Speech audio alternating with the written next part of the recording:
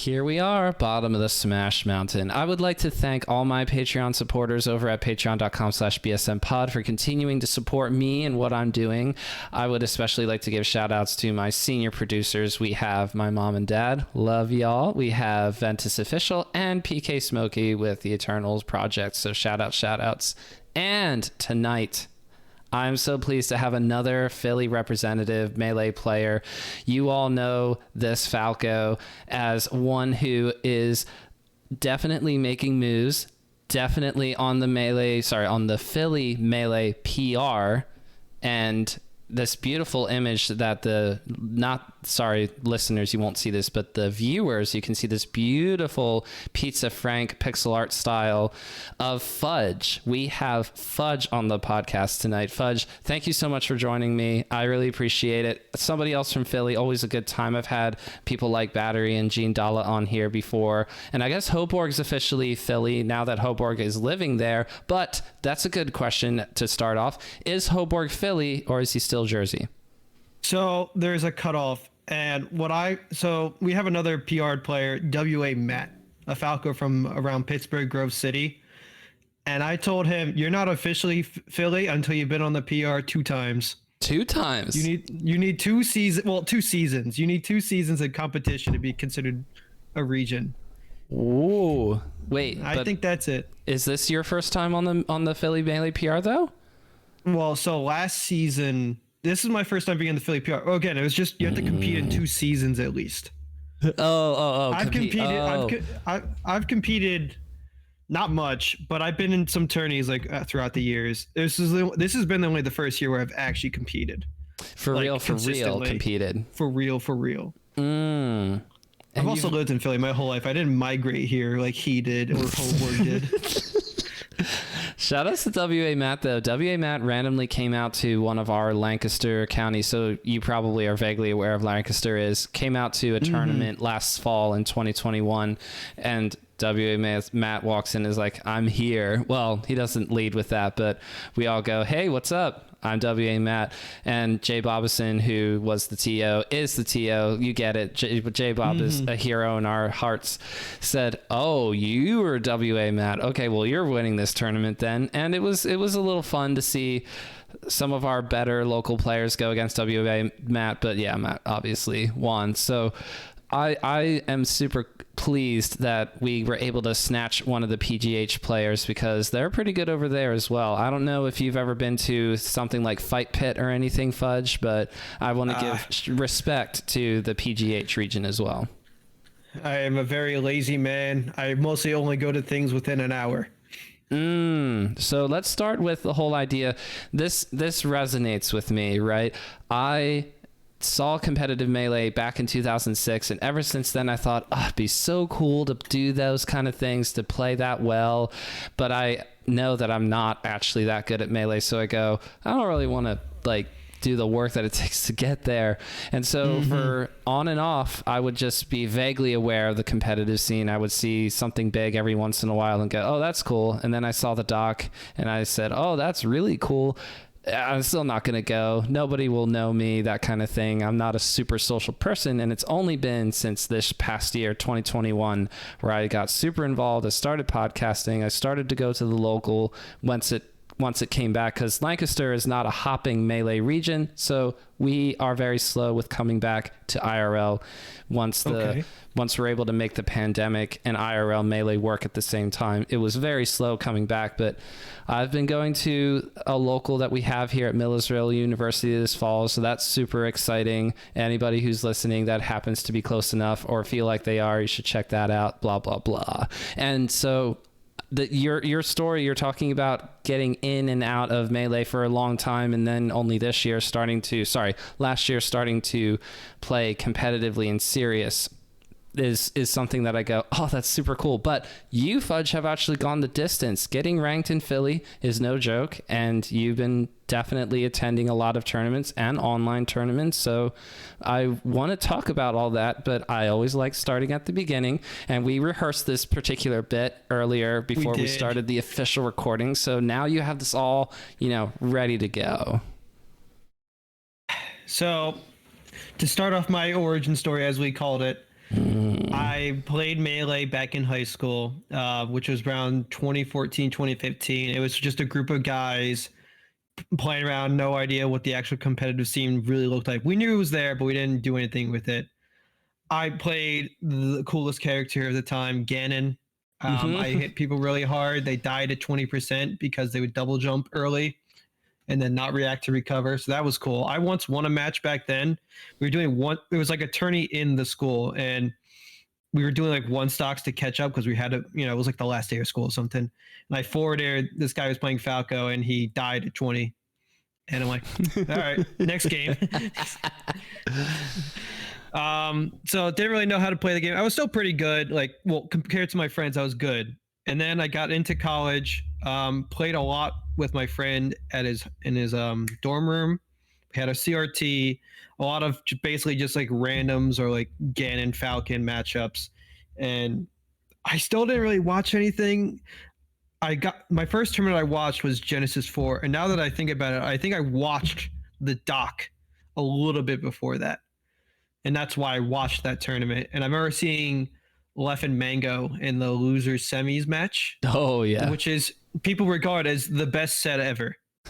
And that was like my intro. And I'm like, oh my God, this game's so cool. I can't ever do anything they're going to do. I've always been down on myself, but I'll get on that later. I was like, oh man, that's super cool. Man, I'll try, I'll try to get like a little cool in this game.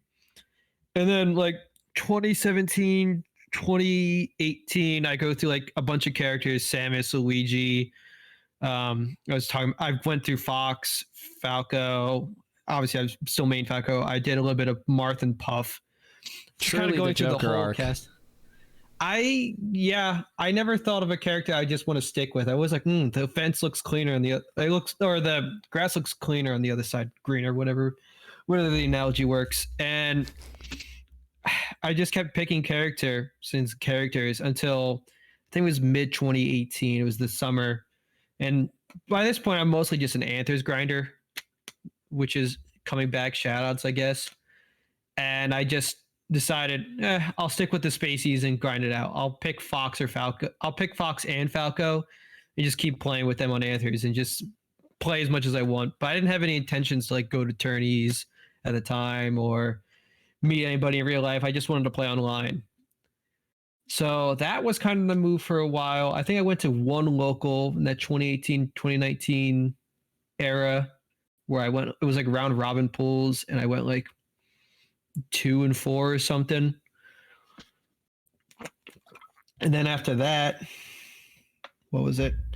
Yeah, 2019. That's when Gene Dalla, the guy has done this before, he started hosting his tourneys in Drexel. I started going to them. I remember the first time I went into it, I beat one guy round 1, immediately had to fight Slug round 2. Okay, that sounds like a good time. Yeah, kind of got bopped by his Fox, so not even his Ices. Aww. And then it's what it is. His Fox is pretty good too. You just never, you'll never know because he doesn't bring it out unless it gets Peach. And then, if it's Fudge round 2 in winner's side. Round 2. I think he went Fox until like top 5 pretty much because he just could. There wasn't like really anyone good there that day. I think it was maybe like Kem and Dawson. Just the top 3 and then kind of a drop off after that. Yeah. Of course, I didn't know anybody at the time. I think the only person I knew was Ite, our only Falcon here in Philly. And then the second one I went to that Gene hosted, I did better. I think I went like 4-2. But really, I just wasn't going to much.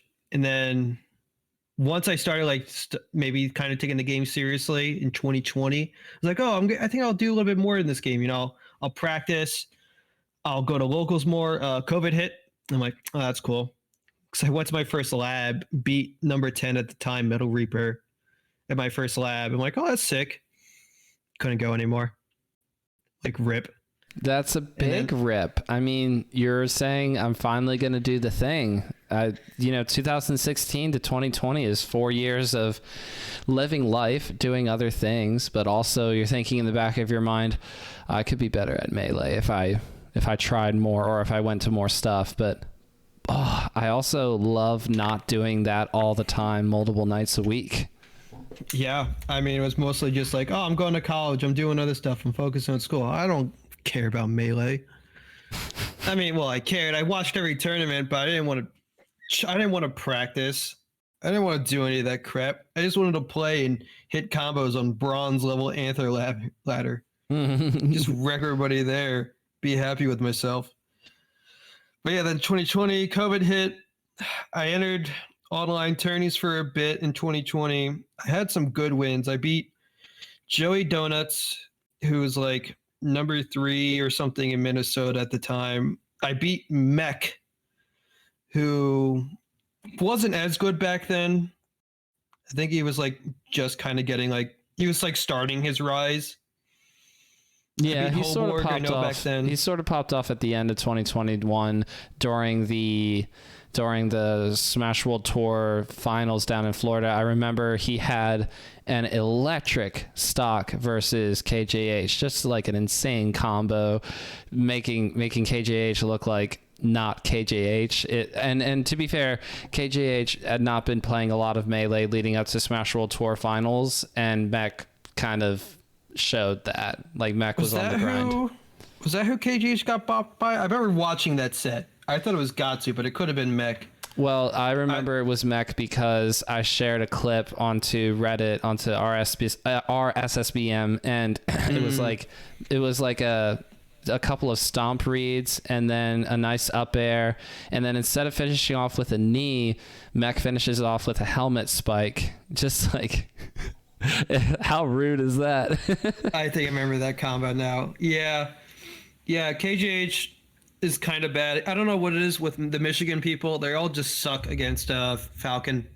It's just something you can just watch any of them play against a Falcon. They always get bopped. Well, like I said, Ginger, another example. KJH had been taking a Melee break. So when you take a Melee break and you go, wow, rust, like, of course that's going to happen. It's true. It's not fair to say that KJH is always going to get bopped by a Falcon no matter what day of the week it is. But I guess if you want to talk more about the Michigan struggles against Captain Falcon, maybe we just need Juggle Guy to play more Melee or something. I can't think of any other Falcons that play out of Michigan. He's literally the only one there. He's literally the only one. They talk about it, how he's the only one. It's like, well, he's not that great at practice. It's like, I mean, the guy mostly just TOs. He doesn't have time to put as many hours in the game as those players do. Exactly. I don't know what it is with them. I mean, so I don't know. Matchups are a weird thing. There's sometimes just a myth, and sometimes the whole encompassing of a reality. What matchup do you get told Falco is supposed to win, and you say, okay, well, walk a mile in my shoes. This matchup is really tough for me. Oh, I mean, I don't have to talk. Look, I made fun of Michigan. I also suck against Falcon. I go fight. I gets like washed by. No, if you watch this, I'm sorry, but you get washed by most everybody on the PR, and then he fights me, and then it's like always close. I'm like, damn, why is it go so hard against me? And is it because like Falcon? Is it because you feel like you can't predict recovery paths as Falcon is coming back on stage? Is it because Ait manages to hit you harder than anybody else because you don't think your defense is up to snuff? What is it? Dude, I just can't hit that guy. Like Falcons are so fast. You shoot a laser and you go to hit him, and then he's already across the stage. You're like, well, I'm about to get dash back grabbed. Yeah. I hit Falcons pretty hard. I think I'm really good at edge guarding Falcons too, and I'm like pretty good at keeping them stealth with laser. But the second I go in with a nair or dare, they're already left. They've already run to platform, and now I just have to do some guessies to hit them when they're up there. And I'm just like, oh my god, please let me hit you so I can play the game I like, the combo part. I think I've seen you play against Axis for our online RTB events earlier this summer. You played against Axis in other capacities as well. We're talking about TO Axis. Todd, shout outs Axis, is a friend of the program. So what do you think about playing Todd. Axis? Dude, the match you saw, I was playing like a 5 out of 10. I think Axis are playing pretty well. So the first two times I ever played Axis, one was at a Jersey local, Yeah. monthly, and then I played him there. And both times it was like just a close every game, and I'm like, dang, I just can't get a combo started on him. And then we played recently at Stage Select, and he wasn't playing as hot, and I was playing like okay. This was the day like I almost beat the Swooper. That's and a it was big deal. It was a big deal considering I got four stocked game one by him and then almost won the set. I don't understand my play sometimes, but either way, against Axis, it's like I was hitting him pretty hard. I was getting all of his recoveries. I was escaping combos. I'm always getting better at the matchup, but it's just like, oh, the character is just so fast and his combos are so free that I just get so angry. So what matchup do you feel you own and you are goated and nobody else can hit this character like you can? I used to say that for Marth, but now I'm kind of slacking.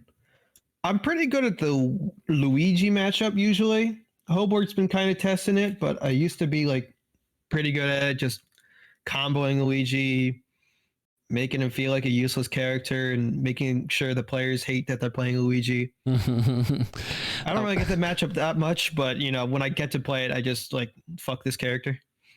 When you watch other... So, okay, I want to talk about your relationship to the character of Falco, but what made you decide Falco is the character for me to play seriously? Is it because of your drive to go serious with entering tournaments and you go, the Falco is my character, I got to stick with him? So I think it's one of two things.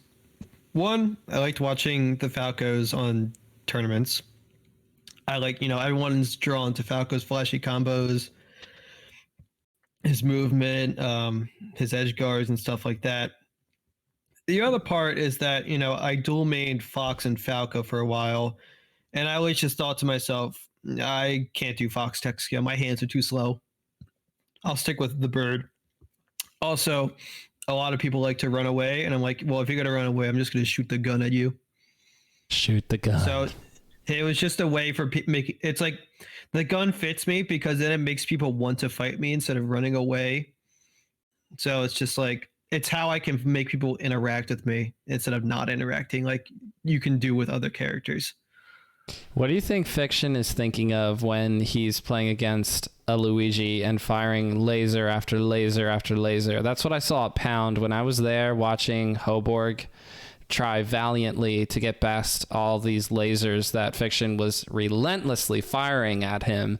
It just was not working, and I was so sad for Hoborg, who is such a great person and a good player, but Fiction is just saying laser beats you. Like, what goes through your mind when you think of people using lasers almost too much as a Falco enjoyer yourself? So to answer your first question of what Fiction is thinking, he's definitely just going. He's just laughing to himself as he's shooting Luigi. Luigi can't do anything, and Hoborg's missing power shield and taking 2% every hit as he struggles to get across the stage. Because most of the times, I mean, Fiction's talking about when he talks about like Dr. Mario, where it just is so boring to play against mid tiers, and you have to find like fun in like the small things, because they don't have options to like seriously compete with you unless you give them what they want. So like you have to play very safe in certain scenarios. So against Luigi, it's just shooting the gun and doing aerials in place. And that's how you win the matchup 100-0 without having to worry about anything. With Falco shooting too many lasers, it's very dependent, because you can shoot a lot of lasers and they can all be good, but you have to make sure they're good lasers.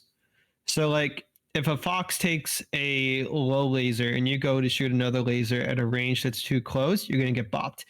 If you shoot low laser against a Fox, well, he could read that and take the first laser, jump over the second one and hit you with a nair, and then you're going to get bopped.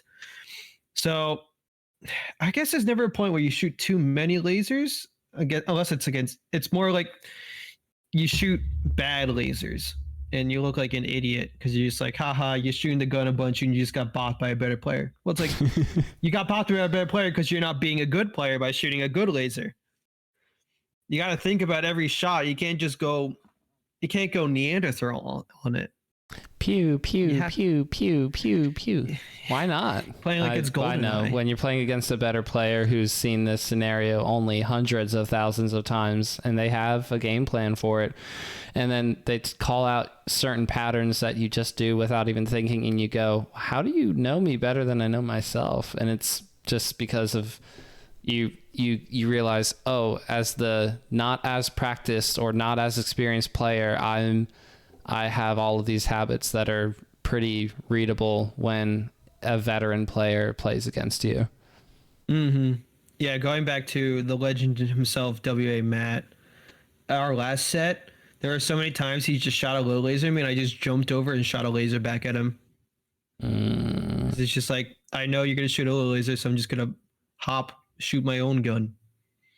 Was that at the flying knee?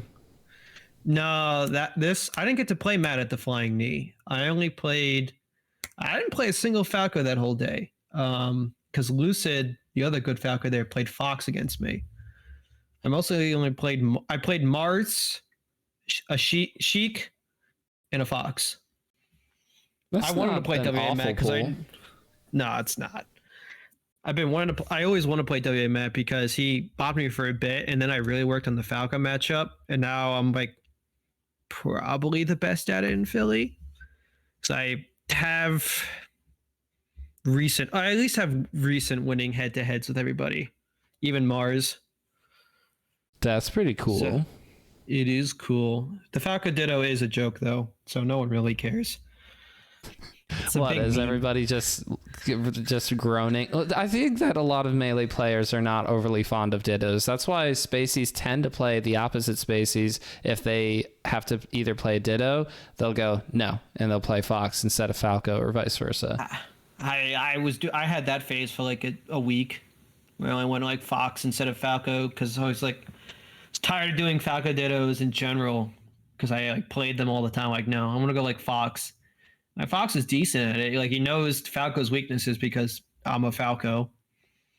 But then I'm like, well, why would I go for maybe a winning matchup of a completely different character I don't play often when I can just play an even matchup and just play the character I'm really good with and just stuck out with it. Do you think there's anybody in the world who says that Falco is actually 60-40? Or am I just... I wonder if somebody has that bit. I'll hit you with another tangent. You know about Brawl Snake Ditto? Well, I know about Dakis up smash and all the C4, the down smash mine, all that stuff. We're talking about those kind of Dittos. So in Snake Dittos and Smash Brawl, yeah. I don't remember how it exactly works, but it's an actual matchup that's 60-40 depending on port. Oh. I remember it's Snake Dittos, and I'm pretty sure it's in Brawl. I don't think it's in 4. I'm like, it's rather Brawl or old PM. I'm pretty sure it's Brawl. That's awesome. It's a Ditto because of ports. It's 60-40. And you could argue in matchups like Sheik Dittos, it starts to favor the lower port Sheik. Like, port 4 Sheik's better than port 3 Sheik in the Ditto. And then it also changes in other matchups like Sheik Marth. The port matters so much. Falco, he always wants port 1, but that's really only against Fox that he really has to care about it. Every other matchup, it doesn't really matter where port he has. All of his throws sucks. Yep, they do. I mean, what's your favorite throw anyway? Not necessarily for the meta's sake, but I think... I've always liked forward throw just because it's literally just, I'm punch you in the face. Yeah, you just go, and the person goes flying off stage. Sometimes. They hold out. Well, it is fun. Yeah, I mean, kind of have to be high on damage. I mean, they'll just kind of land in front of you and hit you while you're still finishing up. Well, yeah, you only want to do when they're off stage, or it has one combo potential that we know of. We labbed this out. Ginger has made a video about this, right? Off up throws and stuff, yeah. There's stuff like that, but on forward throw? Yeah, I remember seeing it was like Ginger talking about the throws with Falco in general and saying, hey, look, it depends on the DI of what the Marth does, but you sometimes at certain percents. Oh, yes, at 50 to like 75%. Well, then I guess me and Neil aren't as smart as we think we are. At 55, at like 55 to 75%, you can forward throw Marth, and if he holds in, yeah, you just get a straight dare. Yes. And it's like not. It's actually kind of lenient. It's kind of hype. So what I was envisioning was that, okay, so what if we implement this mix up of forward throw, back throw at the ledge, and you back throw them, and you can get this really, if they hold out, like if so they hold off stage and you back throw towards stage, right? You can kind of get this like nifty combo starter with like nair fair, and then into another move, and then into a dare. So like you can get like 3 pieces off the back throw. I haven't really done it because like it sounds cool in practice, but the problem is I feel like no matter what, it's gonna be better to just F throw off stage and hope the Marth remembers they can hold the stick in. Because sometimes the Mars don't, man. I gotta tell you, Mars just let go the stick like every 5 seconds. And they don't DI anything. And I'm just like, all right, caveman, whatever. They get even more bored than Spacey's players because they're like, oh, I'm not the one doing the combo right now. Whatever. I don't even know if it's that. I think they just brain just turns off and it reboots like during a game. Like multiple times. It's just like, come on. We're playing a game. Stop forgetting you're not. Maybe it's mid-level play. And you have experienced a lot of mid-level play. I don't want to put you into mid-level bracket just because of your ranking or this, that, and the third. But why don't I ask you first? Do you feel that you are a mid-level player? I kind of consider everything that isn't top 100 mid-level in my own sense. But I feel like in the general public sense of what mid-level is, kind of, I mean, it's hard to say. So like in Melee Online, they, separated from like novice all the way to Grandmaster, right? Yes. And I'm in expert. That's where I solidly am. Expert's pretty good. It's good. I mean, I'm with a bunch of other players. I'm with most of PR players like all over the world. And I'll match with like Masters players. I'll match with, I haven't really played anyone from Grandmaster yet, but I'll match with the Master players. And it's like, well, they're definitely better than me. I can make it very close like most of the games. And sometimes it seems like if I improved like 10% of things, I'd be just as good as them. They're just like a little bit better than me. So to say I'm mid-level, yeah, because I'm not really like I can be a threat to like a top 100 player, but like a top 50 player, it's kind of a stretch, and it would be a lot more variable for me to win the set than like any sense of consistency. Against a top 50 player, you could get 4-stocked in the first game, but if you can make your adjustments, maybe almost win the set. Because Swooper got ranked top 50 in the summer PGR. 27. Huh? He got 27, yeah. See, that's what I'm saying. Like, it's cool because the Swooper got a win versus IBDW, and that's absolutely awesome. How would it feel for you to beat a top 50, or even you could say top 15 player, the people that the top players that everybody watches their streams and rooting for to win majors, that kind of thing? If you just randomly popped off and beat a player like that, would that mean that the work is validated, or do you already validate your own work of how you get better at the game and how you perform in the tournaments by something else? Okay, so I get what you mean. Yeah, no, I usually try to use my wins as validation, which isn't like the healthiest thing to do. Like, because sometimes I'll validate myself by like how I do in a friendly session. Like I was practicing against a really good Fox the other day, and I've noticed I made some leaps and bounds in that matchup because I consider myself pretty bad at the Fox matchup, and now I'm starting to implement things that like good players do, and I'm already seeing like benefits. If I beat a top 15 player, I probably would immediately go to Twitter at all of Philly Melee and make fun of them. because they've been doing this for so long, and I just started pretty much compared to them, and I'm already like kicking their asses. To be fair, I'm upset Dawson didn't do that when he beat Lucky, but it is what it is. I like watching Dawson play when he comes across the screen. I think Dawson will be going to the Ludwig LCQ in October. Oh, I didn't know that. I know he's been talking about it, actually. That does make sense. I think he does want to go. Either he is going or he wants to go. That either one sounds legit to me because I'm like 100%, well, 99.9% sure that is a thing. I lost the tweet. I didn't have it pulled up to begin with, but I just have to find the Ludwig LCQ on Wikipedia. That's what I'll do. So we'll do Ludwig Invitational. There it is. There it is. All right. Well, I'm going to look at that while you talk about who would be the player that you would want to have that kind of a set against. Maybe you would even be fine with losing to them, but feeling as if you held your own, because in Philly, we don't get a lot of top 15 player turnout. And even at something like Creed, which I hope pops off for Creed 2 whenever that happens, that it's bigger and that one day Philly has a major, because how could you not? Philly is just so cool. I'm a big Eagles fan and I love coming to Philly on the very, very rare occasion that I get to attend a game. I actually have not attended a game in a few years, but it's I really want to go to a Philly tournament at some point. I just also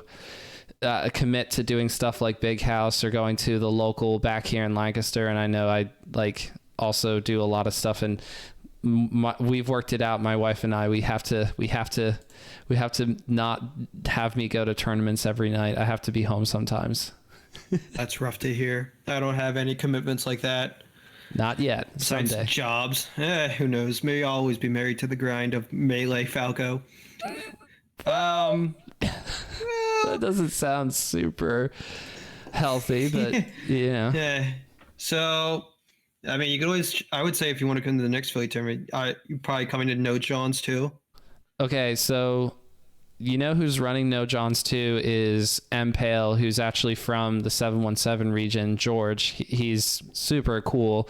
George is trying to get me to come out. I don't know if I'm going to because it's the weekend before Big House, and I'm really nervous that that like something bad will happen, like getting COVID or something. Like I'm super nervous about it. Just because of that. The Big House is way sooner. Okay, that's very fair. Yeah, it's the No Johns 2 is the first weekend in October, and then Big House is the next weekend. So they're back-to-back weekends. God, No Johns 2 is that soon? Oh, I know, right? I didn't realize. I got a bunch of like monthlies coming up. We got one in Philly Saturday. Well, at the lab Saturday, and then we got one that Gene's hosting next Saturday.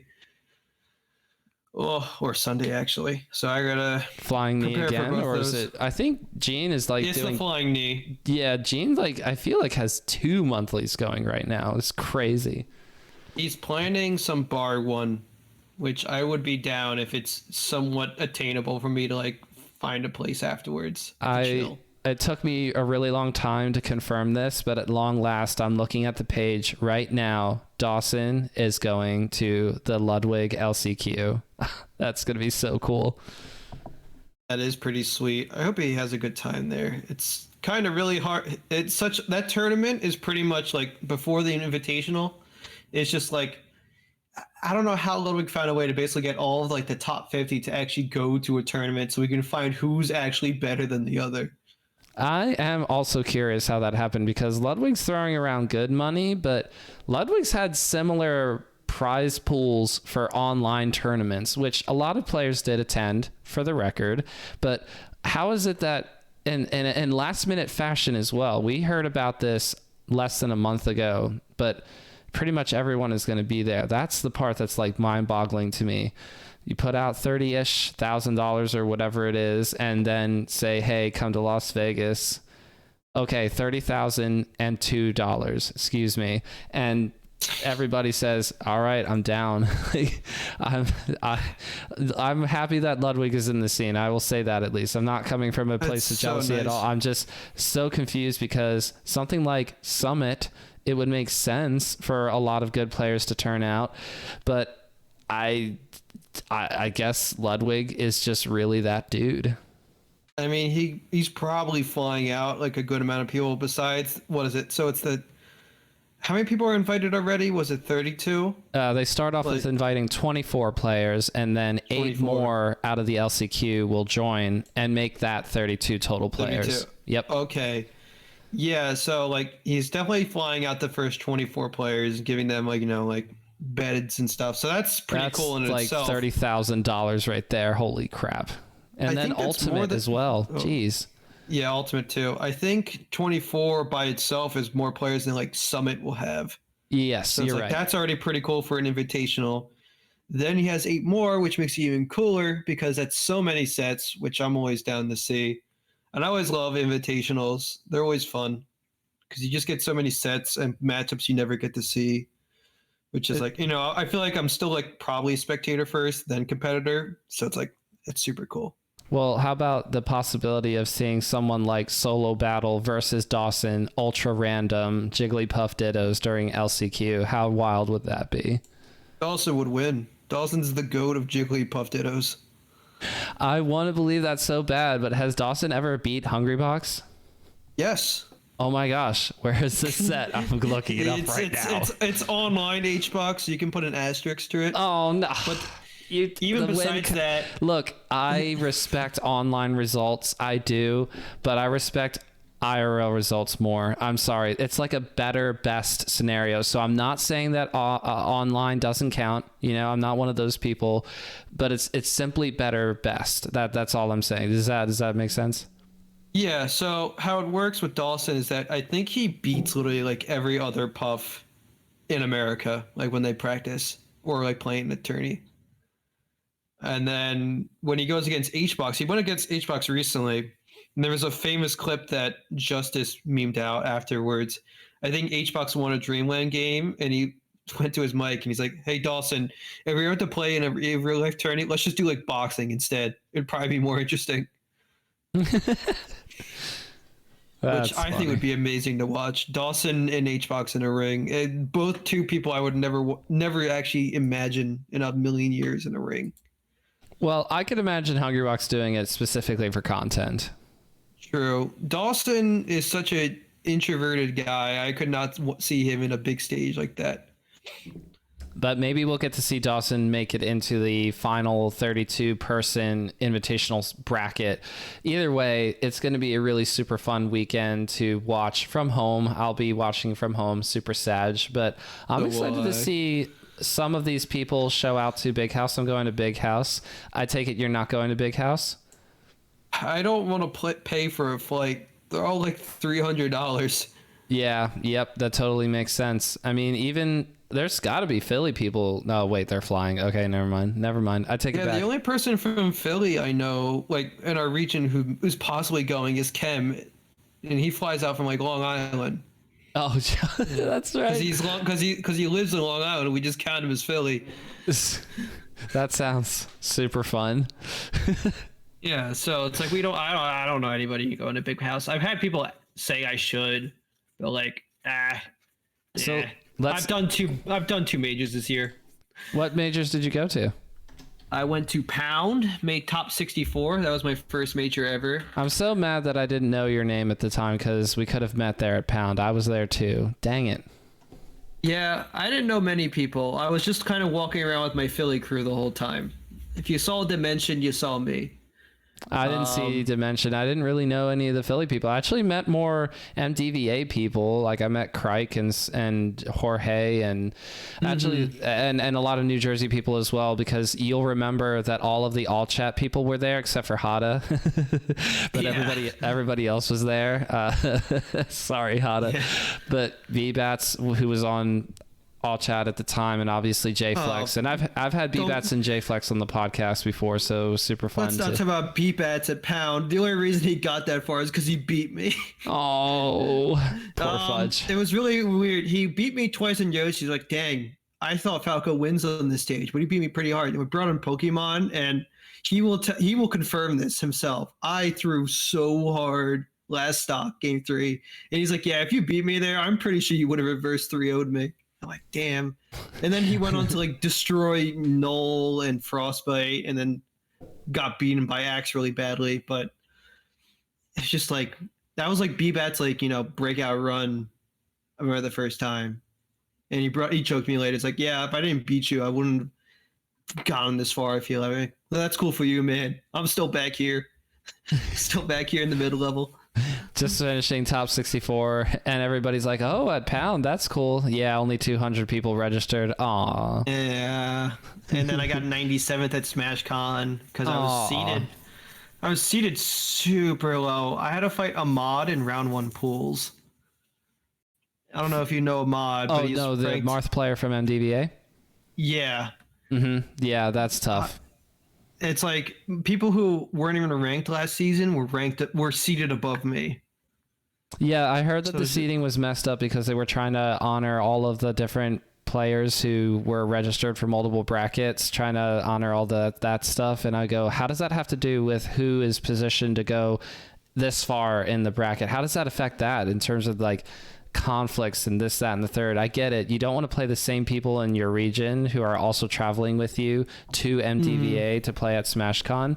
Like, I always understand that. I was seated to play against somebody in my region at Pound, and I messaged Wheat from Melee Stats shoutouts, and I was like, what the heck is going on here? I didn't come all this way. Not that okay, look, it's like an hour and a half drive. I was like, I didn't want to drive that long just to play against George. MPale's going to destroy me. And we was like, okay, well, you can play Watch then. And Watch came from Japan. I was like, heck yeah, I get to play Watch. This is cool. I think, yeah, I had another Philly person played Watch too. So that's interesting. They played 2 people from PA. Yeah. SmashCon, I don't know. They also didn't have the Melee Stats people seated either. It was all in-house seating. Yeah, I like the seating that Melee Stats does. I think not that it's like if it's a Gimmer event then or Smash Bootcamp, then it's automatically away from Melee Stats because Pound was a VGBC thing. So I don't understand the rules of the background. You know what I mean? Those people. Some random people will have more power than they feel like they're supposed to, and they'll go, no, we're not going to let the people who are really good at this do it. I want to do it for some reason. SmashCon was an enigma of an event. It was just like, it was cool because I got to watch Mango win live, which was, I got to ride that high for a week. Did it change your life in the way that, I mean, even watching it from home, I was like, I felt like I was floating for 3 days afterwards. I was hugging people, me and Mars, the other Philly Falco, were just like, yeah, finally he won. But it's like, the setups were pretty kind of bad compared to Pound. Oh, that's hilarious because they were going to do monitor setups at Pound until everybody said, no, you're not. And Pound was like, oh, yeah, you're right. We're not. We're going to do our CRTs. Yeah, it's like they did all CRTs at SmashCon, but like they were really small or really bad. Some of them didn't have like a memory card loaded on them the first day. And oh, no. There's also there was like no standardization. I think there was no neutral start. Pokemon Stadium still transformed, which I guess is a thing in every tourney now, which sucks. I love Unfrozen Stadium, but I understand why you wouldn't like it. I wanted it frozen before it was even frozen. Like back in 2019, like, dang, they really should freeze Stadium. I mean, after the Shine thing with S2J and Plup, I think people were like, yeah, maybe we can freeze Stadium now. I think it was only because Slippy, you had to freeze it to avoid rollbacks and desyncs. So everyone's like, let's just stay with that. I'm like, sweet. That was a good cover, Fizzy. I know you made a lot of people happy. I'm sure, feeding the family is also something really important. Wait, family is a broad term. I don't know who Fizzy actually has to support at home, but you get what I'm saying. That was sort of like some big whale in the background was like, yo, Fizzy, all you have to tell the people is that Unfrozen Stadium has desync issues and everybody will believe it. Make Stadium frozen for Slippy, that play. Big Marth is in Fizzy's ear, getting him to control the melee scene. Yes, because Marth gets another, not FD stage, okay, but those platforms kind of hang low. If you know how to space it, you just get tippers for days, and you don't have to deal with transformations. A very good stage. Yeah, it's like a pretty good stage for spaces against Marth if there's transformations. If there's no transformations, it's usually Marth favored. Yep. I actually like the stage against Marth, but I don't know. I just like shooting the gun, and then the Marth has to just take it. Mm-hmm. And I like having space to run away from Marth because fuck that character. Yeah, I like having space to maneuver around as well. I don't think I will ever be the truly aggro fox. I'll have my moments where I go in, of course, and just go in like there's no tomorrow. But I'm a very low level. I'm an O2er. So when we talk about me playing, you have to remember that I'm having a hard time doing short hop nairs as fox, which is kind of an important thing to be able to do. So... Yep. Don't worry, top players can't do it either. None of them can short hop nair 10 times in a row. I can promise you. Well, IBDW, I think made a video a while ago saying, yeah, I mean, I developed this quote unquote full hop meta, but really it was because I had a hard time short hopping. Short hopping's hard as fox. It's 2 frames. That's impossible. It's not impossible if I just... It's not impossible. Okay, I jump with my pinky finger on the box, and I really shouldn't jump with my pinky finger. So if I can get into the habit of using my middle finger to jump, which then I can do my aerials more easily. It's just that when I think jump, my pinky moves instead of my middle finger. So that's what I'm struggling with right now. I've learned more about you in the last 1 minute of you being a fox player, and now you also being a box player. I'm a box fox. I am surrounded by box foxes. I feel like I can't get away. I don't want to play as Marth or Jigglypuff or even Falco with the box. I used to be a Falco GCC player, so I love Falco. But when I got a box, because I never had a good GCC controller. I always had stock, and it was good for nothing. And I couldn't do shield drops. I couldn't do dash back.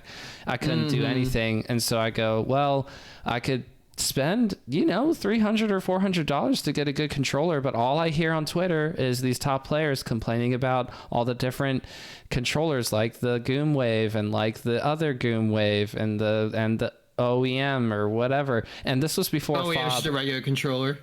And this was before FOB. So I said I would rather spend $300 on something that's consistent, but there's no such thing as consistency in the Melee sphere until I was educated more about the box, and that's why I decided to get it. And I thought, well, this thing was made for Fox. I mean, other characters can work on it, but I'm not that smart. I need to be a Fox. I need to be a dumb box Fox, jump cancel, up smashing all the time Fox on the box.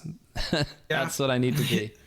The box is definitely good for all characters. It's just, it definitely makes sense for Fox, especially when I look at it. But So- I don't know, I'll be 6 feet underground before I switch to box. I like that mentality. Do you have a FOB? What do you use for your GCC right now? So I do have a FOB. For a while, I was, on a modded OEM, which is just, original controller. Did Borg Technologies make you your FOB controller? No, it was another person around here. I'm asking Hoborg to make my second one whenever he opens up, because I want to make certain that I'm just being the idiot and it's not my controller. It's made by a modder named Fazil or Faisal. Shout I always outs. forget their shout outs. Very good modder. They just sold more FOBs out there. I've been using the FOB for a while. The first tournament I had with it, I actually won, funny enough. Was that the flying knee, the one that you won? No. I think the flying knee... I don't remember. No, this was against Dimension and Faye at the lab. That's won pretty over cool. them. Yeah, the last season's 2 and 3. So it was like a nice win. I've done it before, but it was nice but it was a while since I won that one, so it was nice to win a second one finally. That was like my first day with that fob, and God, that day was just a mess. I literally got there almost like DQ'd. I got there like 7:05. The tournament starts at like 6:50. I'm about to get DQ'd. I make him like, don't DQ me. It's like, all right, you get to play, and then I won through winners. It's like I had no warm up. I just beat everybody. That you pulled a little bit of a mango there, Fudge. I'm a little bit goated, I say. Mm-hmm. That's right. The flying knee. That was just so it's like an hour from my house. I never like driving to a tournament because then I just feel like bleh the whole day. There's no air conditioning in the place as that day. I don't know if Gene's copped something since, but there was only one fan and it was like 90. It was like 95 inside. So I'm sweating my fucking face off. And then I'm playing against a bunch of people. I have a really close round one. And then I have a close round two with this Marth, who I was told is pretty good. Then I beat another Marth. Then I beat Lucid, who is very good. He beat me recently in the Falco Ditto, but he played Fox, so I just regularly beat him. And then there's this Sheik from New Jersey, South Jersey, who's pretty good. Their tag used to be Kuma, but now it's Burger. They also almost beat Swooper that same day I was there, funny enough. Sheik Samus is a lot easier than Falco Samus. I'm gonna give myself that. Everyone's good against Spaceys. Not everyone's good against Sheik, especially Samus. And also, Needles are just really unfair at a Samus who's used to just chillaxing on their recovery path, and the Sheik can fire needles, and the Samus is it's like, literally a range shine. It's a range shine. It's so busted. It just sends you down when you get hit by it. It's like rough. Needles are pretty fun. Oh.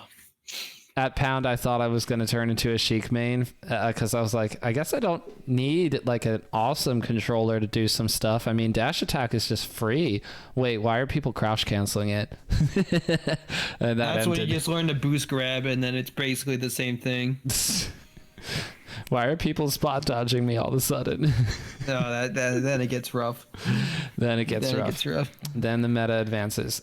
I noticed that the two tournaments you went to were driving distance tournaments. I'll actually be driving up to the big house with Mpale, aka George. We've mentioned George several times in this podcast because George is super cool, but we'll be carpooling up to Detroit together because from here it's a 6.5 hour drive, so it's not that bad. 6.5 of driving, pure driving.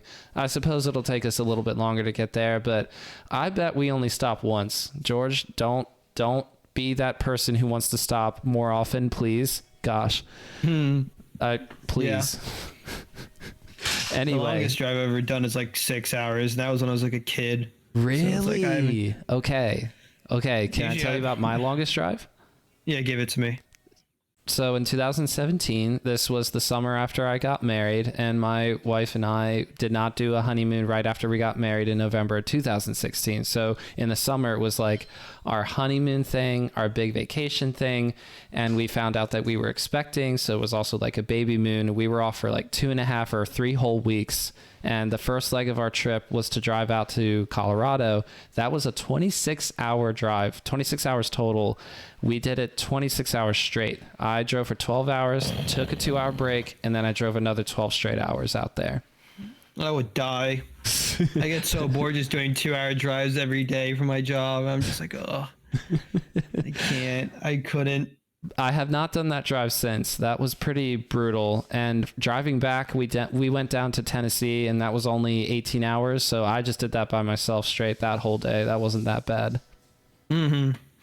Well, especially coming off of a 26-hour drive, you go, oh, I can do this. I guess everything is simple in comparison after that point.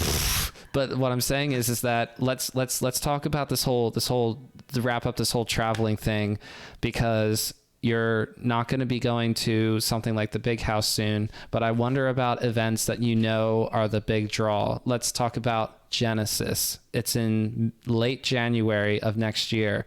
If somebody said to you, Fudge, you got to go to Genesis, I have a hotel room booked, and if you hop in, we'll all chip in, kind of even out the cost. You just have to get a ticket and go out there and figure out how to get to the hotel, but otherwise you'll be all set. Obviously pay to register for bracket and whatnot. But if somebody gave you that kind of a scenario, would you have any temptation to go, or would you still say, yeah, I don't know about that one, Chief? I think there'd be maybe like a day of hesitation, but I'd probably hit no. So like, okay, speaking of big tournaments, this year there's Apex, right, in November. Oh yeah, it's in New Jersey. It's in Jersey, literally like an hour from my house. I'm at a wedding that weekend. The one week it's my sister's wedding. I can't get out of that, and I have to pay for my own flight to get down there. So it's just like I already had to focus on that flight payment, and I'm already pissed. I'm going to a major. Look, man, I'm not too far out of college. I'm still paying out my debt. I'm gonna keep it a stack. It's still there. Biden only canceled some of it, so I gotta get focused on that. And once I've done that, which will hopefully be by the end of this year, I may go to big things next year. I don't think Genesis California scares me in like a ethereal level. It's just look, man. It's across the country. The sky turned red, if you remember from the fires. Yeah. It's like Khaled over there. I don't want it. I don't want it. I will stick with my East Coast safety. It's so dangerous out here on the East Coast. I'll go Midwest. What's up? I said to my kids and I are outside today, and something that about East Coast because you've been here all your life, so you know what I'm talking about. When people are walking on the street, you keep it moving. You don't stop and say hello. You don't make conversation. You could even be in an Uber with somebody for 30 straight minutes, and maybe they're the talkative kind of person, but you're just looking down, you're looking away, you're pretending to sleep, or you're on your phone, or you're plugged into your headphones or whatever, because East Coast people keep it moving, and I love that. And so I said that to my kids today. They were kind of messing around, they were yelling, they were pretending to moo like cows because we live in Lancaster County and there are cows here. And then somebody was walking down on the other side of the sidewalk, road, whatever, and they get quiet. And they get quiet because it's a stranger. But I say to them, that's right, East Coast, baby, East Coast. And I know they don't know what I'm talking about, but it's like, that's it. That's the attitude. You shut up, you just keep it moving. I feel you could have made a pun there with moo and moving. Moving. There you go. I don't know. I had like a friend in Marines tell me about the horror stories of the East Coast or the West Coast, specifically Seattle. And it all just seems terrifying over there. Seattle especially, they're all just mean. They all pretend they're nice, but it's okay. So like you go to New York City, right? Everyone doesn't care about you. You're just another speck in the very dirty roads. Yes. If you go to Seattle, people have like this air of like, oh, you're such, I'll care for you. But no, they all wish you could burn on a stake in the middle of fucking Washington. I don't know what it is over there. It scares me. I don't want to go. Fudge, I don't think you'll have that experience if you go to Seattle, though. You have not seen my luck. Tell me about that 6-hour drive as a kid. What the heck happened to you? Oh, what was I doing? We were showing my sister Virginia Tech, so we had to just drive down there. I think we also went to Busch Gardens down there, which was fun. Weird family history back then, so I've just kind of probably blocked half of that out by now. Also, a 6-hour drive as a kid, I don't even know what I was doing. I don't think I brought my DS, and I didn't have a mobile phone, so I think I just stared in the nature like, what if I was doing ninja running on that fence over there? And like every kid did, I think. Yes, no, I did that too. Ninja running. I mean, I think everyone did it. Yeah, absolutely. I was 100% doing that when I couldn't drive as a kid and didn't have an iPhone or iTouch shuffle thing. I just had I could either bring books or just stare out the window. And we would do long drives as kids. Like we would do 8-hour drives. We would do 12-hour drives sometimes, not all the time, but sometimes. And you just gotta basically like clench for that entire drive, because being in a big car with a bunch of siblings is very tricky. It was not fun, and I am glad I don't have to do it again. But So it is what it is. so then maybe possibly next year or the year after that, but you are also trying to figure out how your relationship to Melee is going to continue to evolve, right? Because the reason why I reached out to you, well, firstly, I wanted to have you on when I saw you playing at the tournament that Jay Bobison when I were hosting this summer. We were hosting an online tournament. We're trying to draw up some hype for the 717 region for Lancaster and getting people to do the whole tournament thing again. And it's worked out, by the way. A lot of people who went to that tournament that are from this area are showing up to Millersville every Friday night and showing out. And I love that. Sick. That's awesome. I love that. But I saw this tweet from you. This was August 30th now. So I'll just read it to you and you can tell me how it's stayed the same or changed, or we can get into this topic of let's see, what should I do for the overlay? Let's see, evolution of Melee. So I'll say. Yeah, I would have just.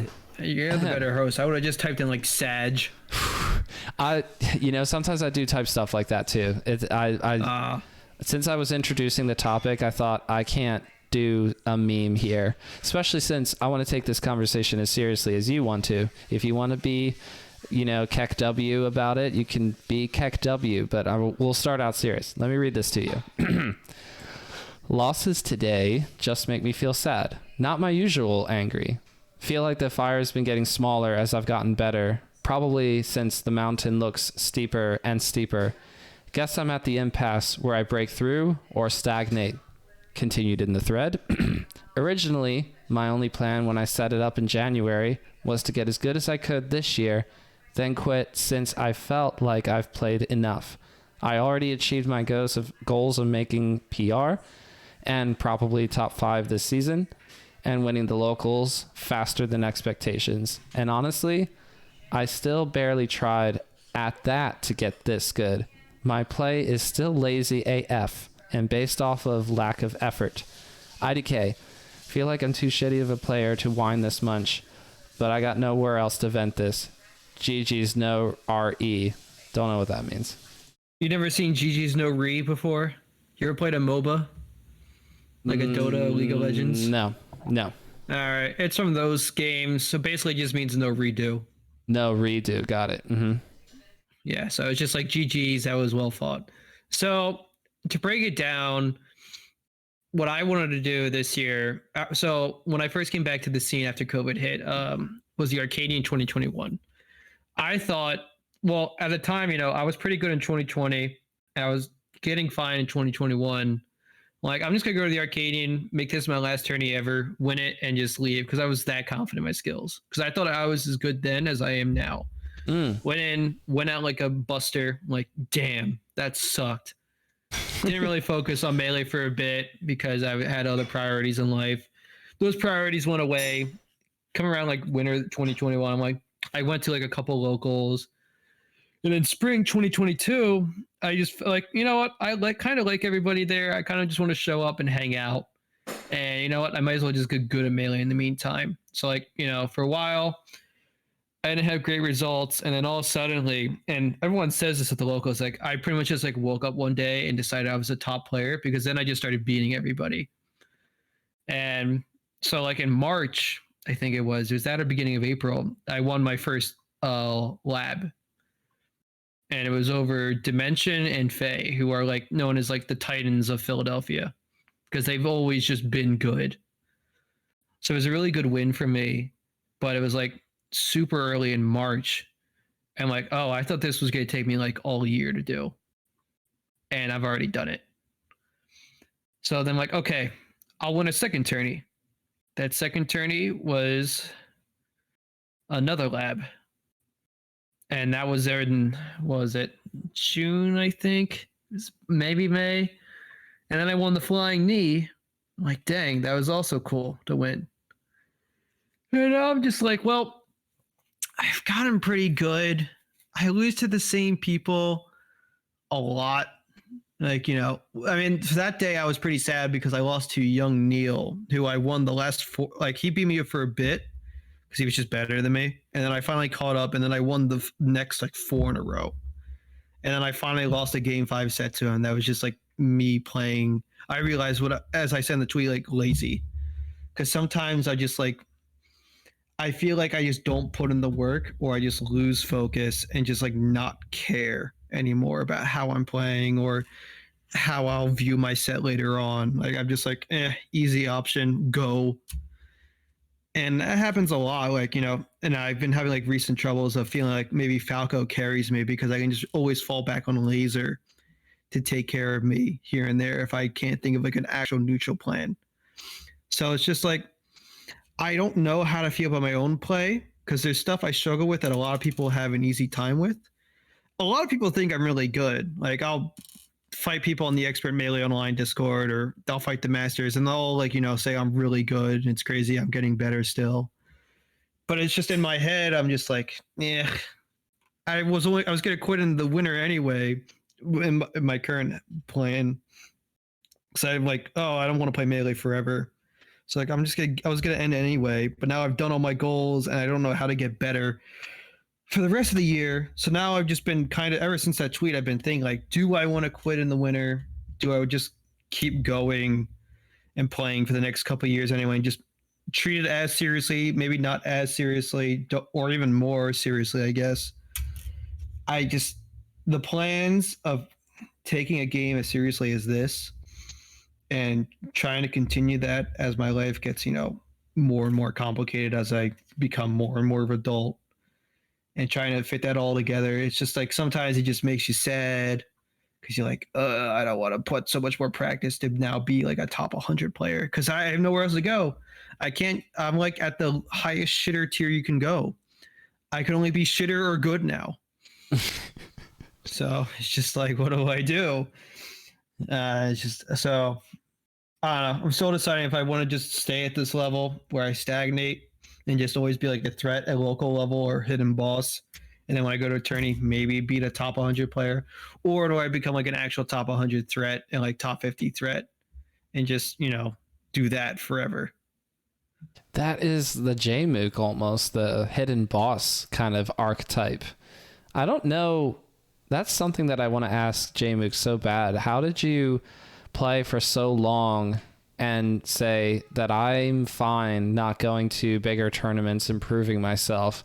Because Jmook had performances before 2020, offline Melee up in upstate New York. Some mid-level or higher level player would show up to an upstate New York event and Jmook would beat them or play them close. And then that player would go, okay, well, Jmook just has to travel, and then blah, blah, blah. And that's how it was for years. Jmook had a couple of really nice showings in 2021 at 1 or 2 online tournaments where I go, this Jmook guy, because that was the first time I heard of Jmook. This Jmook guy is really, really good at this game. So please enter more tournaments. But then 4 months would go by and he didn't enter any online events since the last one that he entered. And I would go, I am sad. I am frustrated. I am down tremendous because I really like watching Jmook play, and I don't have enough Jmook in my life, but I have to surmise that he's big time chilling and doing his own thing.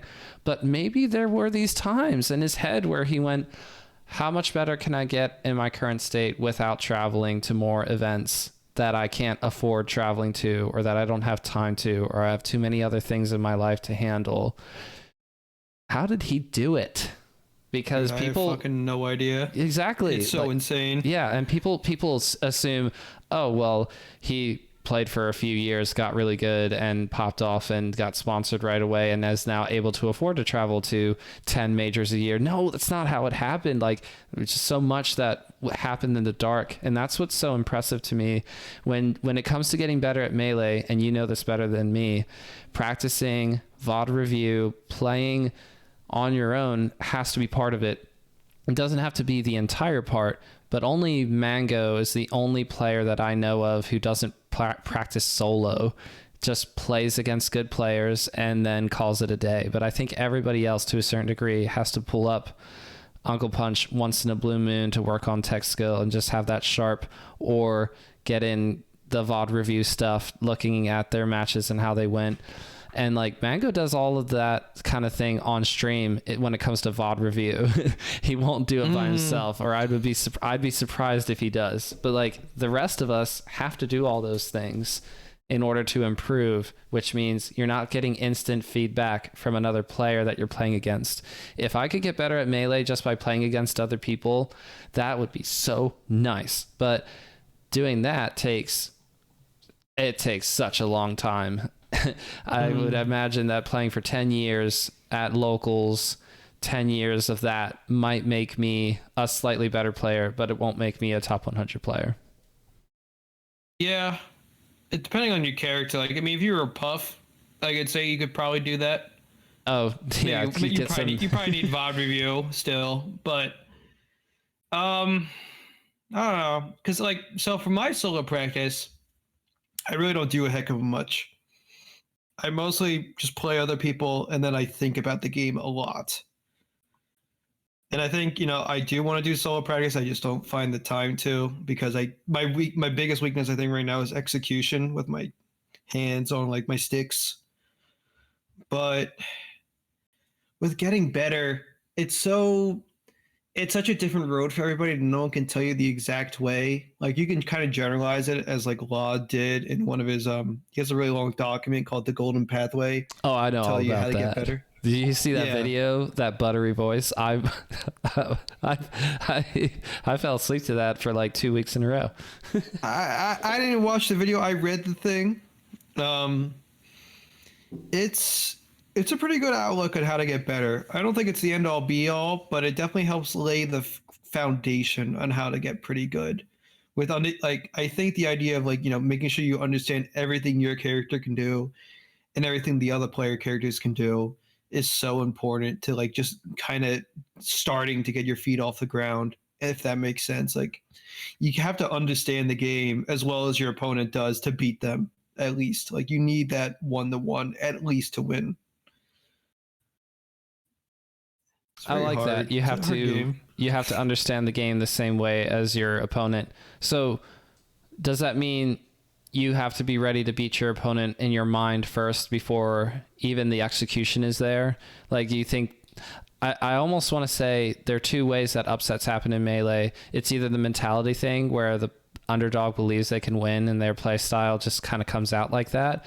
Or if your tech skill is polished enough that it translates to your punish being fantastic and the other player is caught off guard by how good your punish game is against them, that they get upset and lose. Not that they tilt. I mean, like they lose the set, the better player, quote unquote, versus the underdog who has like very polished punish and tech skill versus either the character of the opponent or the opponent themselves. Because some people who pull off those upsets are like, yeah, I watched footage of that player, I knew what they were going to do, kind of a thing. But it seems like for you, you're talking about upsetting players because you're thinking at the same level or at a higher level than them in your mind.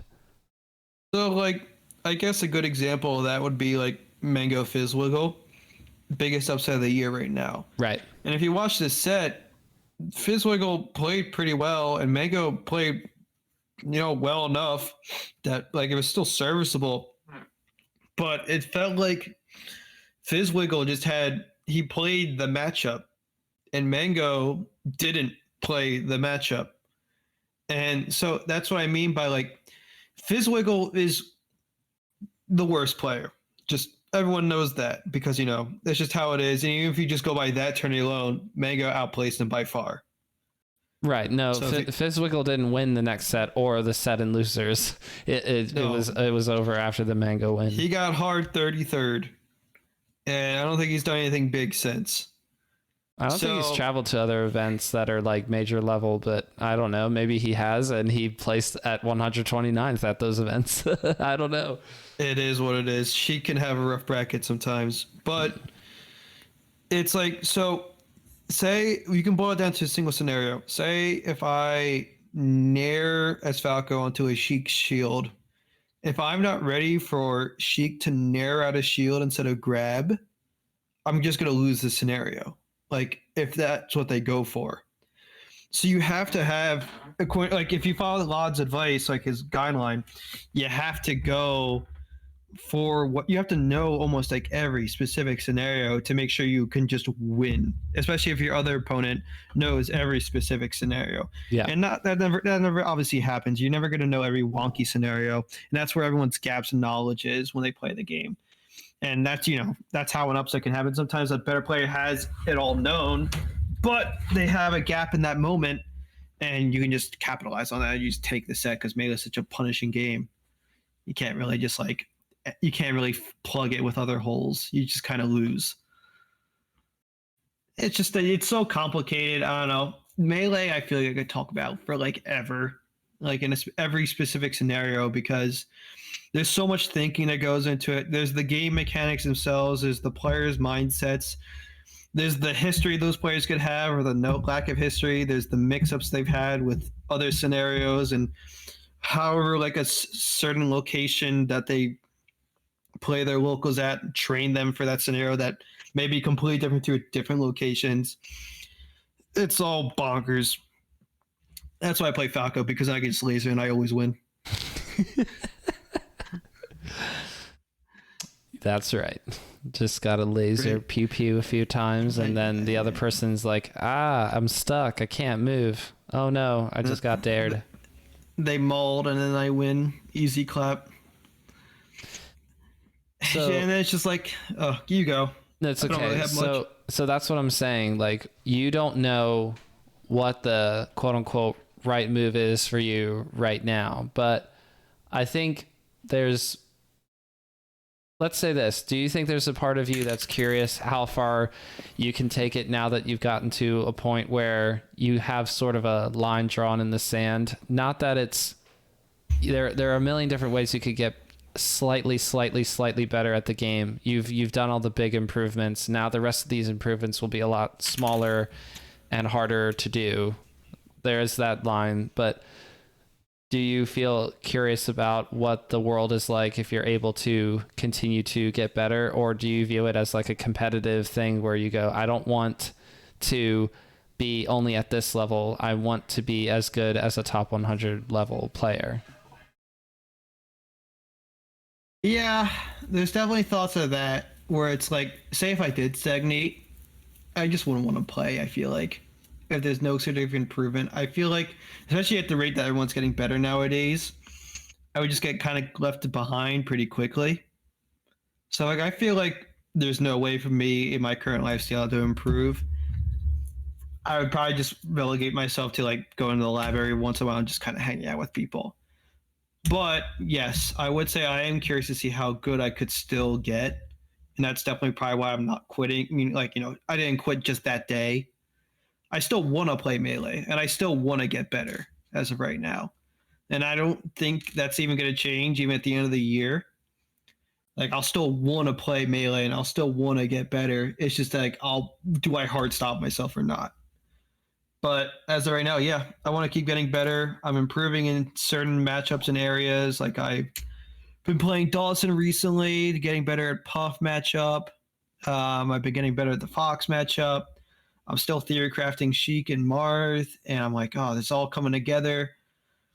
I had another goal in my mind where I get number one in Philly. I honestly could have had it if I played better at some tourneys this season, but I threw those away. So that was also kind of demoralizing. But next season, if I still continue my path and I say if I get if I get all the improvements I want to get by the end of this month that I think I could maybe do, especially with how I'm kind of implementing new game plans that I'm starting to understand Neutral more, I could just start beating people who are really good. And then I would be it's validating. I don't know. I learned to make sure the work I put in has meant something, at least to me. And to me is to get those placements, get those results. And I'm still going to go for it for the rest of the year. And I just want to, and I guess relating back to the earlier tweet I made where I said I feel like I didn't put as much work and I'm saying that compared to like, people who are like top 100, they'll grind the game for at least 20 hours a week. And when I say I'm lazy, I'm like, I'm not grinding. I'm not studying new. There's a lot of times where I'm not studying a new thing to do or implementing a new game plan every week, but I'm trying here and there too. And I want to see how good that gets me at least to the end of the year. And then if I want to play more, I'll play more and I'll kick more ass and I'll make more people mauled. Whatever. Melee's a fun game. I never going to reject that. To me, it sounds like if you start to remember you have your own path in the same way that everybody interacts with the game a little bit differently, that it is, of course, something that we all do, comparing our results or our play style, game style, character to other people's, and we're going to just do that. But to remember, if I stop thinking about what other people are doing to get better and just let myself get better at the pace that I'm doing now and taking the dubs as they happen, because you have had some very nice dubs this year, that if you and I think you know what I'm trying to get at. I'm not saying as if this is like a be all fix all thing, but just from my vantage point, I say the small adjustment of BBats told me you have to smell the roses, because Melee will kick you down more often than lift you up. So when you get an uplifting moment to enjoy it and then to keep it moving after that. I don't know. That's kind of what I thought of as you were talking. I feel like if I beat B-Bats, I would also be pretty happy. I could quit and not care anymore. He's beat me twice. Loves going in, okay? B-Bats loves going in. He does. He's an aggressive peach, and goddamn, it's been close. And I could beat him, but dang. It's like in that realm of possibility where I know I could beat him. And also, he's just so arrogant that I just want to sometimes. So boisterous. So energetic. Where does all the energy come from? You should have seen after he had that close set with Zane off stream. Oh yeah, SmashCon. He came up to me later in the night, and he was just like, he would have burned the venue down if he won that set. He was like so angry, and then he lost 2 money matches to Dawson right after, and I was laughing. Okay, but the reason why he really, really wanted to win, of course, is if you go up game 1. I think B-Bats won the first. No, never mind. I take it back. I think Zane won the first game, but it doesn't matter. If you're tied 1-1 with Zane, you're like, if I can beat him once in this set, who's to say I can't beat him again? But also, coming off of the Wally versus Zane set where Wally, great Peach, beats Zane, B-Bats goes, Peach could double eliminate the best player in the world from this tournament outside of top 24 or top 16 or whatever that matchup happened. Maybe it was in top 16, but neither here nor there. It was pretty far away from the final top 8 bracket. B-Bats is definitely saying this is like the Peach takeover, the insurrection, the revolution. This is where we take back 2022 away from the Sheiks and we make this all about Peach again. I bet he thought about that as well. I think it was like the first 3 games were all very close, and then he got watched game 4, if I remember correctly. Yeah, I mean, it would have been insane if he won and Zane didn't make top 8, considering he's only ever placed as low as 5th this year. Yep. But I guess that goes back all the way to Armada, who would always get top 3 almost every tournament. Yep. Like he'd always have close sets early before top 8, but then he would just win. And that's just how top players do. They just win. I remember watching Ahmad Nunn at SmashCon. Ahmad brought it to game 5 against Nunn, and then Nunn just stomped him game 5. And it's like, that's just a top player for you. They just win those game 5s, and it's not even close.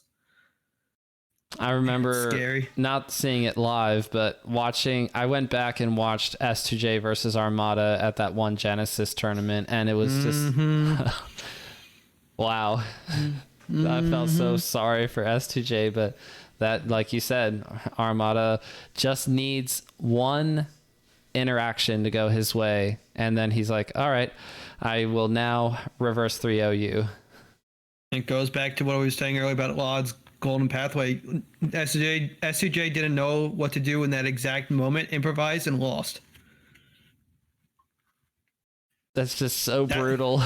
That's how Melee is. You lose one interaction, you're just done for. But it's like it's in the wheelhouse of S2J. S2J for a while, the edge guarding was not a strength of his, and that wasn't an edge guard sequence to be It was a clear. punishing sequence, yeah. It was like a let's do an early edge guard. How about that? Like, I'm still knocking you off stage. Why don't I just go ahead and spike you for good measure, kind of a thing. It felt like that was like, it wasn't just a matter of execution or a decision making thing. It was like destiny preordained that to happen, like, because it's consistent with S2J's core. I don't know. S2J is an animal. So good. That performance at Riptide. I mean, if you go game 5 with the 2 best Sheiks in the world as Captain Falcon and you don't win either of them, that must really hurt, but you can win those sets. I mean, I believe in S2J winning versus play I said play Mook versus Plup or J Mook. I literally was robbed both those sets. There's multiple times where the Sheik just like panic grabbed and Falcon was behind it and it grabbed him. Oh. And I was like, wow, fair character. But that Dreamland game of S2J versus Plup was, I mean, that wasn't a classic Johnny Stock. That was more of like winning neutral a bunch of times and just chipping away at Plup Johnny Stock. It was so impressive. I feel like a lot of Johnny Stocks, you're usually he just guesses right or he wins the neutral mix-up immediately after his last neutral mix-up a lot. It's like, he keeps the pressure on you and he's also just guessing right every time and it just kills you super quick. But yeah, I know that set, it took a while. But sometimes, Falcon just gets the right guess and he fucks you up and you're like, damn. That's it. GG's. GG's, except Plup won, to be clear to the listeners. Plup won the set. It is too bad. Chic. It's not a real win. Alrighty, so to get in the direction of finishing up, excuse me, we'll I don't have any Patreon questions for you because I forgot to tell the people. I'm so bad at this. I forgot to tell them again that I was having you on the pod. They don't know me, probably. I mean, to be fair, if they asked me a question, who knows? I probably could have insulted them. So this may be best for them. It may be for the best, but it's part of the thing about being a Patreon supporter that you can ask the questions of the guests that I have on. So I do apologize, Patreon peoples, but I guess a question would be, why Green Falco? How about that? I know my Patreons. Okay, yeah. PPMD's your favorite Falco? Well, he's who I based my whole Falco originally off of. Then I kind of mixed in Mango, and then I've recently mixed in Fiction and Ginger. So I'm just some weird amalgamation. No, you're Fudge now. Well, yeah, it's kind of all mixed together. I pretty much go into like some weird stance mode in the game where I like, all right, this stock I'll play like Fiction. Oh, in this moment I'll play like Ginger. I'll do a Mango like style DI mix up real quick or spacing mix up. And I just kind of implement all their weird stuff into one character and one play style. So, and I get a lot of mileage off it usually because I just mix up the players so bad that they don't know what I'm going to do next, because me 5 seconds ago doesn't know what I'm going to do next either. S2J was describing his playstyle in a similar way, not copying and amalgamationing Captain Falcon models for him, but SJ said, I just play for the mix-up and off of feel, so I can't really tell you exactly what I was thinking in these situations, because a couple of people called into Radio Melee and were like, SJ, what were you thinking as you were, like what was going through your mind as you were playing against these Sheiks, against J-Mook and against Plup? Also, when you reverse 3-0'd Zane, what was going through your mind? How were you playing the mix-ups? And SJ's like, GG's on that one. You got me there. I could not tell you. That's the toughie. It is. It's hard. People will be like, yo, do you remember what happened last stock? I'm like, no. I've already forgotten. So SJ has played this game for such a long time and had such a great placing at Riptide, one of the best placings of his career. At this stage of the game, that means you would need to play for a good solid 5 years maybe until you were able to pop off like that. Ugh, imagine that. Oh my god, I'd be bald. 2027. I'd be the second bald person at the lab. 2027. Sorry. Dude, I can't even think that far. I don't even have a plan for the rest of this year. In 2027, my daughter will be 10. Oh my god. That's crazy.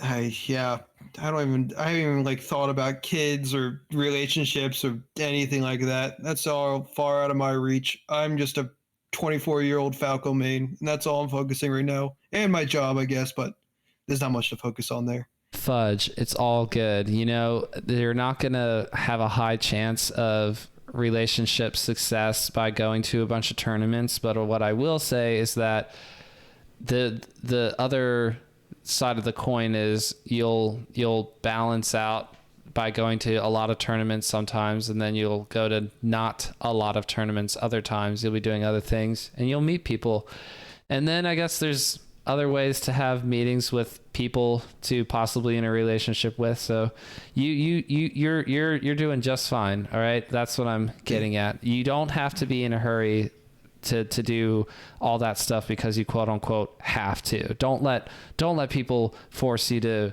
do something just because they say, well, it's when you're supposed to. Alan Rickman is one of my favorite examples of somebody who popped off later in their life because, I don't know, I think Alan Rickman might have been close to 40 when he first started acting. I think that this is just, to imagine me not doing something really, really cool for another 15 years, because it's roughly 15 years until I'm 40 years old. Roughly. Mm-hmm. I guess I'm 26, so 14 years. Fine. And to think that I still have a long time to wait until possibly having something cool like that happen. I don't want to be an actor, I don't think, but you know what I'm saying. Maybe it'll take me 15 years to finally be good at Melee. I'll be 40 years old. I'll still be a box fox. My fingers will hurt all the time anyway, even though it's supposed to be ergonomically better, but I'll say, dang, I'm really good at this game. Yeah. I mean, yeah, I guess you just got to play the long game. and not want to show up. I wouldn't want to show up to some of these Melee events. I'd say, all right, any 40 plusers going to this event, I need to be surrounded by my people. We have multiple like 30-year-olds I know at the lab. Yeah. So, and you don't think about it, but Mango's 30, Hungrybox is going to be 30 in a year or two, and then Leffen's like 33. Leffen's nearly 30 or is 30 already, and IBDW and Zane are only 5 years behind. They're in their mid-20s. They're going to be 30 in 5 years. I think IBDW is 27. I think Leffen's around the same age. Mm-hmm. But Zane's, he's like 26. Yeah, they're all getting there. Like we're all working there in one way or another. So as long as we all stay competing, look, we'll be okay. Yep. All right. Well, I'll try to take that advice to heart. If I remember it 5 seconds in. Again, I forget everything. Yeah. No, you're fine. But hopefully you'll remember when I tag you on Twitter in a little while. I don't know when exactly the interview is going out, but that you remember that you did this with me. We got to do plugs and shout outs on the way out here. Please tell the people any closing thoughts that you have, or where they can find, and tell the people any closing thoughts that you have and where to find you and engage with you on the internet. Closing thoughts. I'm gonna beat the crap out of everybody in Melee. Even though I get sad at the game, I'm still gonna be better than what these people are. That's usually about it for Melee. I'm just gonna win. Second, just find me if you want to see me. You can find me at Fudge_PHL. I don't really have any other social. I just made this because I saw some guy named Fudge who was in the Smash Ultimate scene, and he was in HBox's Twitter chat, like Twitter comments. I'm like, no, I can't have them thinking it's me. So I made this Twitter because I'm like, I'm not a Sonic main. I would never. so that's why I made the Twitter. You could find me there. If you don't, you can go to May Online, search up Fudge, and you could ask me for games. I kind of just play anybody who asks me, because why not? I can't wait to show you my up smashing style at some point then, because I'll probably ask you for games at some point then. That'd be fun. Hey, up smash is great. I remember when I used to play Fox against Puff, Dawson would complain that all I do is up smash, and you know what? It worked. Yes, exactly. Exactly. Your Top favorite player dimension. Oh, here's another Patreon question that they would have asked. What's your favorite Falco move? Favorite. It's probably forward tilt, down angle. Nice. Okay. Call it the Fudge tilt. The Fudge tilt. Oh, that's going to make some old school player angry. All right. Thank you so much for joining me, Fudge. I really appreciate it. Shout outs to all of the Philly scene. I know that God Touch wants me to interview a bunch of y'all, so I'll get there. But I obviously, I had on Fudge first. You'll just have to deal.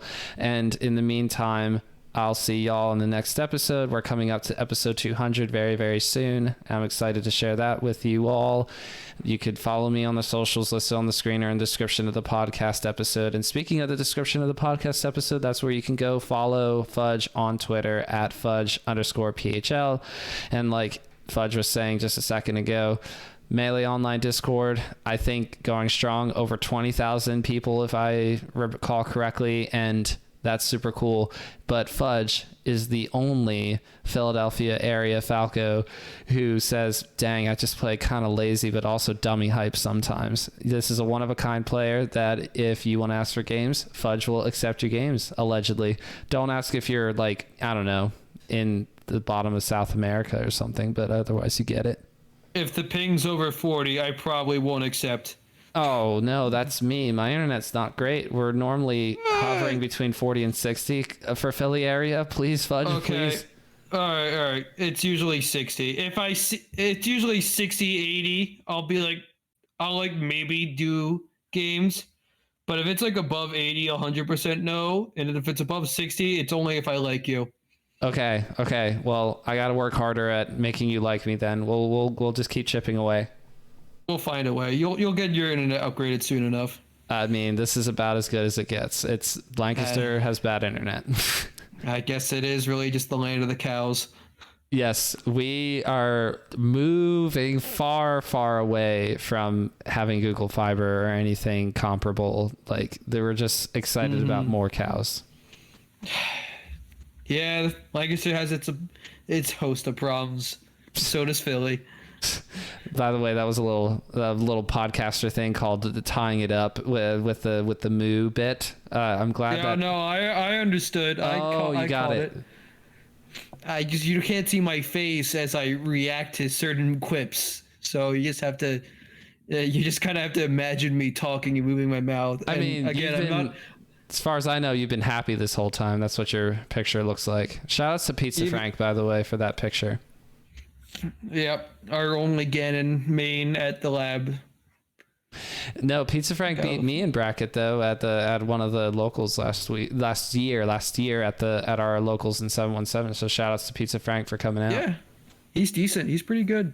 Love Pizza Frank. All right. I will see you all next time, and Fudge, I will interact with you once this episode goes live and interact with you in the future as well. Hopefully get you to play Melee with me sometime. Thank you so much for joining me. Say goodbye to the people. Goodbye, people. Play Melee.